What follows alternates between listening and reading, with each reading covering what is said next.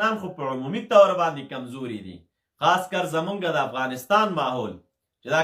کلونه خلک دا مسلمانان مشکلاتو کې اخته دي، بېوسۍ، بېچارهګۍ، کونډې، یتیمان، د علم او د فرهنګ نه لرې، بس په دې لینونو کې خلک لګیا دي زکاتونه ورکوي،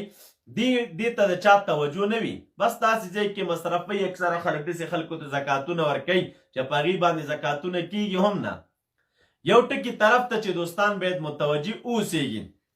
افغانستان په نن سبا وخت کې چونکې د دنیا د کافرو ښکار دی، دنیا فتنې پکې دي، لګیا دي خپل منشور ته او خپلو عقایدو ته او خپلو نظریاتو ته کار کوي. یو بنیادی مصیبت او مرض چې نن سبا زمونږ او ستاسو په دې معاشره کې جوړ دی، هغه ډېر خلک د دې خیریه بنسټونو په نوم باندې لګیا دي کارونه کوي، فلانۍ خیریه او فلان خیریه او فلان خیریه. نو هلته د دې عوامو وروڼو نه یو پیسې نیمې واخلي، یو یتیم و مسکین ته وکړي، ویډیوګانې ورته نیولي او قصه میسه جوړه کړي. نو زمونږ او ستاسو خلک خو چونکې دردېږي، بیا خاص کر هغه وروڼه چې په خارج ملکونو کې دي، هغې طبعا په د خپل وطن باندې دردېږي، په د خپلو کونډو یتیمانو باندې دردېږي. خو دوستانو یو غټ غم او مصیبت چې نن سبا زما د علم مطابق الا ماشاءالله نیکان به پکې وي، خو زما د علم مطابق چې په خیریه بنسټونو کې کم مصیبت او د دې وطن هغه بدنامي او بربادي روانه ده. ظاهر کې خو خلک خوشحاله چې زه یو یتیم ته 10,000 روپۍ یا 15,000 روپۍ میلاو شوی، یا یوې کونډې سره کومک وشي، یا چاته څا وایستلی شوه. خو لیکن څومره بنیادي مصیبت چې دغه خیریه بنسټونه افغانستان ته جوړوي هغه دا ده، خلک لګیا دي د خیریه بنسټ په نوم باندې. اکثره هغه خلک د خیریه بنسټونه لري چې د مذهب نه لرې خلک دي، وهابیت ته کار کوي، هغې ته خدمتونه کوي. نو دا خو جالونه دي، ملا د ملا په نوم لګي کار کوي، سیاسي د سیاسي په نوم باندې لګي کار کوي. دې لین تیم خلک راباسلي دي د خیریه بنسټ په نوم باندې، یتیم خانه جوړوم، یتیمان راولي پکې واچي، کال 2 کاله بعد ګوره هغه وابیان وي. بیا بله ورځ ګوره چې راځوانان شي نو بیا د داعش ملګري ټوپکونه ورته په اوږه باندې ایښي ورځئ، ملا وژنه، مسجد رانوه، منبر ړنګوه، عالم وژنه، بیا دا قصې روانې وي.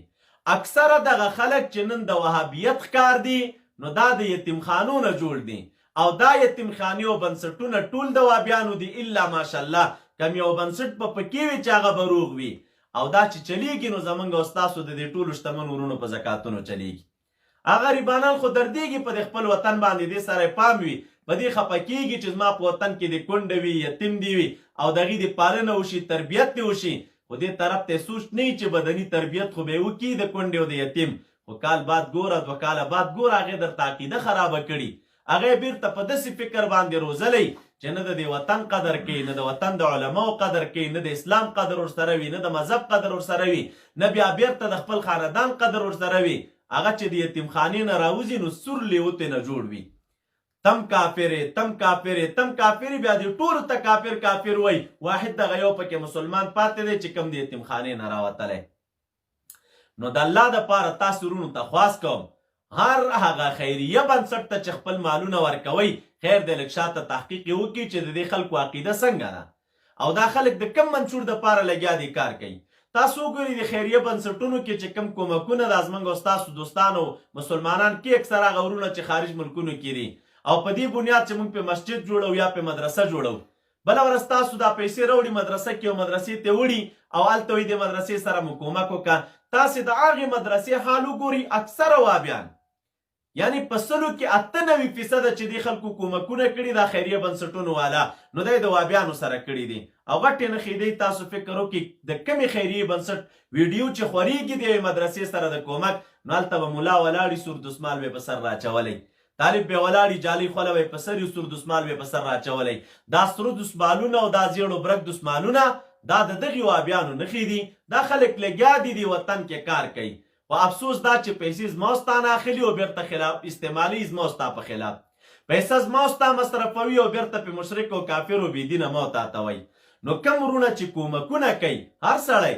خپل وطن کې خپل فقرا پیژني، خپل مساکین پیژني، خپلې کونډې پیژني، الله تعالی د سلسله د یتیمانو د کونډو د وینو تویدو نور ودروي، نو په خپل لاس خپله ورسره کومک وکئ، دا به ستاسو دپاره لوی سعادت وي.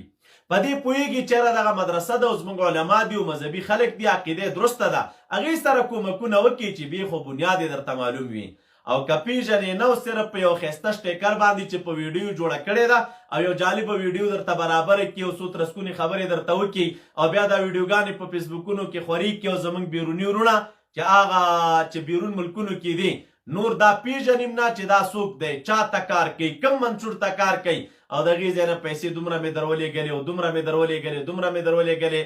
نو دوسته ته به په ښه فکر باندې خو لیکن دا ستا پیسې دلته که د یتیم په جامه مصرفېږي خو د یتیم عقیده یې خرابه کړه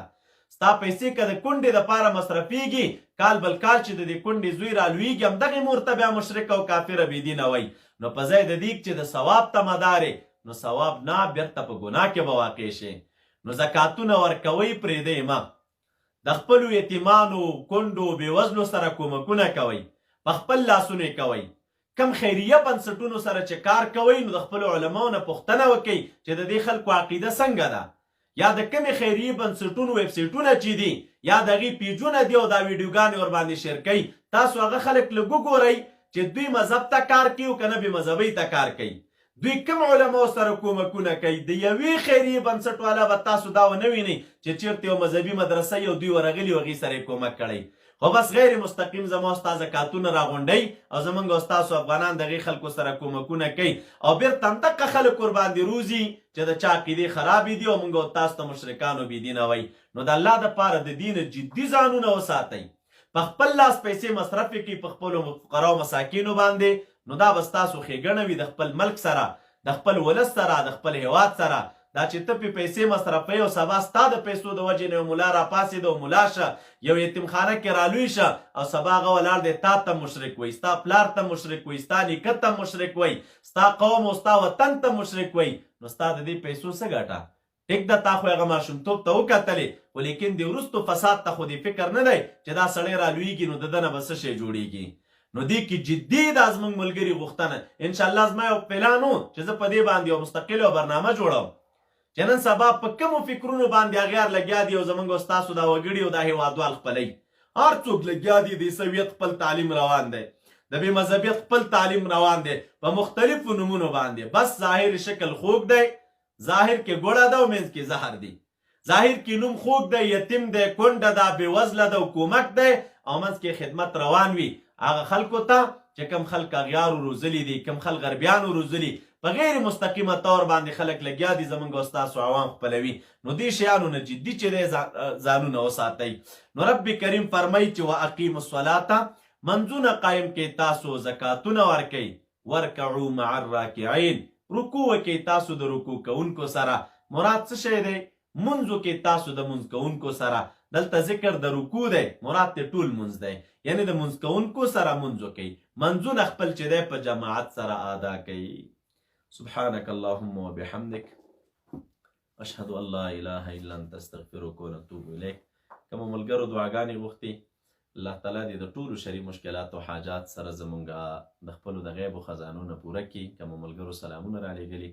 وعلیکم السلام ورحمة الله وبرکاتو تر را روان او بل درسه پورې مو په لوی څښتن سپارم السلام علیکم ورحمة الله وبرکاتو